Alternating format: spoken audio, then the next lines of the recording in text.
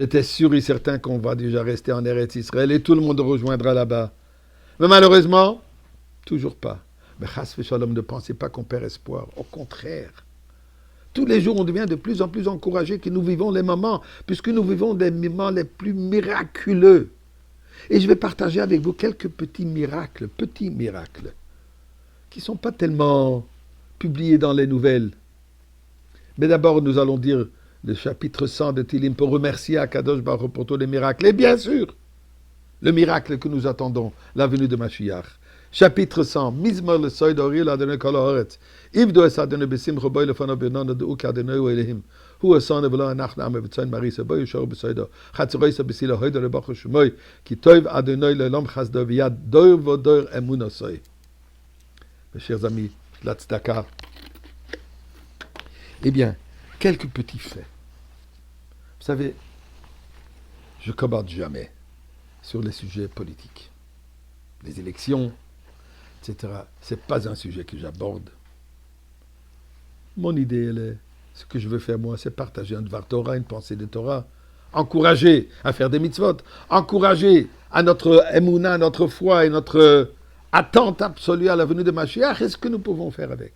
Mais je ne peux pas ne pas partager ce que je vais partager avec vous, juste pour montrer dans quel moment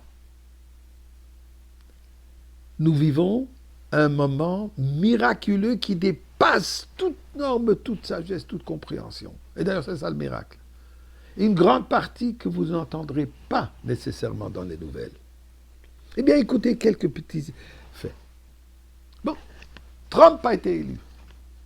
Je ne suis pas là pour parler maintenant de Trump, de ses politiques, etc. Mais il y a une chose qu'il faut comprendre. Que le fait que lui, il a été élu, et ce n'est pas l'ancienne gouvernement de Biden et compagnie qui sont aujourd'hui à la tête, c'est un miracle que on ne peut même pas comprendre à quel point c'est miraculeux. Et je vais juste partager avec vous quelques petits faits que l'ancienne administration a démenti. Mais écoutez la chose suivante. À un certain moment,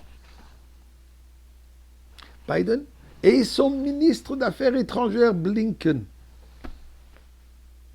étaient prêts à mettre des sanctions sur l'armée israélienne, particulièrement un groupe qui est le groupe 504, toute son existence, c'est de combattre le terrorisme directement. Ils voulaient mettre des sanctions sur eux.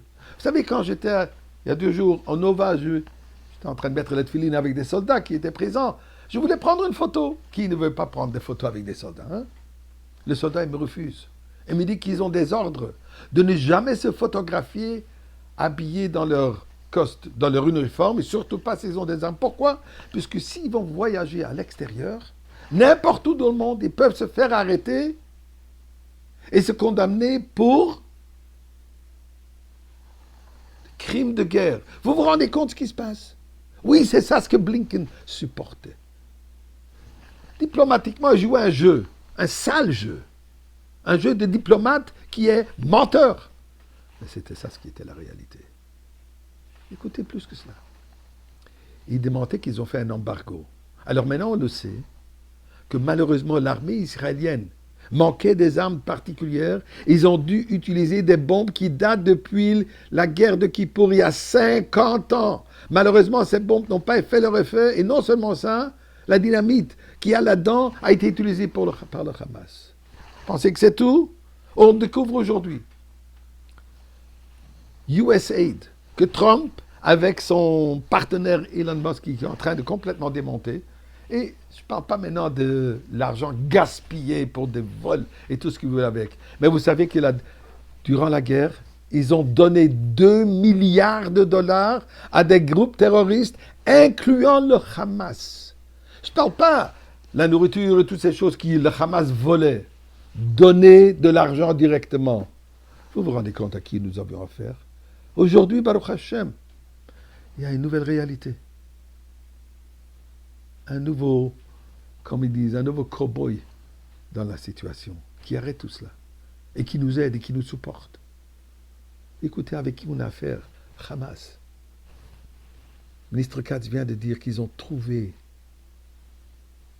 des plans précis, ce que Hamas voulait faire durant la cessation de feu.